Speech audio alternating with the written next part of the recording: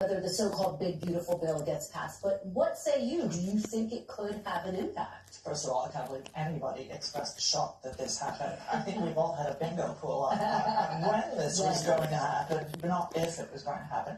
Look, I think there are a lot of people who have heartburn about the one big, beautiful bill.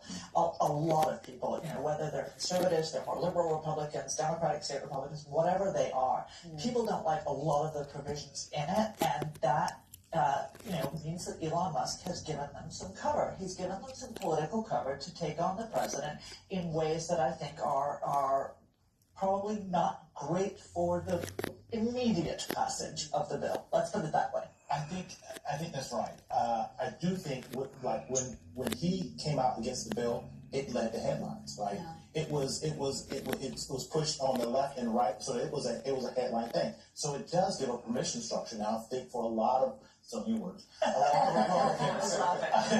lot of Republicans here who do have hesitation. So I think it's easier. I think it's an easier no vote on today than it was before it came out. But I got to make a broader point also here is that it's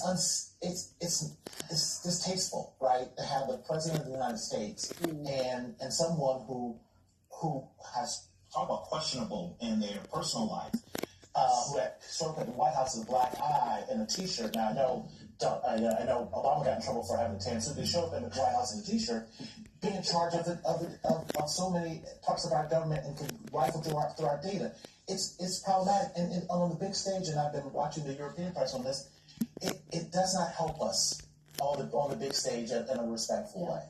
Guys, we're out of time. Great conversation. The big question, I think, how are Democrats going to respond if Elon Musk does try to come to them and support some of their campaigns? A lot to watch. A lot to watch.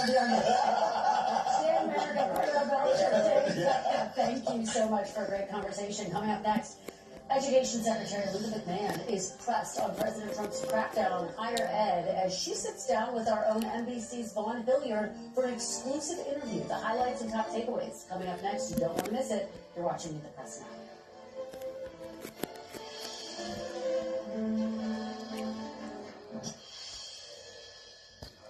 Welcome back. Turning now to the latest in the administration's fight with Harvard and higher education. NBC News White House correspondent Vaughn Hilliard sat down with Education Secretary Linda McMahon for an exclusive interview today, where she defended the administration's tactics against elite universities like Harvard and Columbia. Take a look at part of the interview.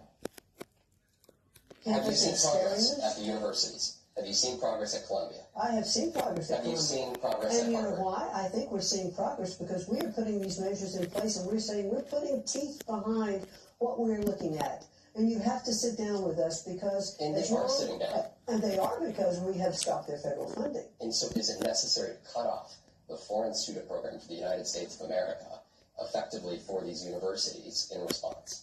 Well, that calls to response. So I'm very happy that we're going to continue to scrutinize these students who are coming in, because first and foremost, we have to protect the students here in the United States. We have to make sure that our students can go to universities and feel safe and get the education that they want and that they deserve. Joining me now is NBC News' Vaughn Hilliard. Vaughn, congratulations on a fantastic exclusive interview with the Education Secretary. We saw there, you pressed her repeatedly. What were your other big takeaways? The idea that these actions by the White House are ongoing. It's more than the $2 billion freeze, right? It's a proclamation just this week by the White House that they're seeking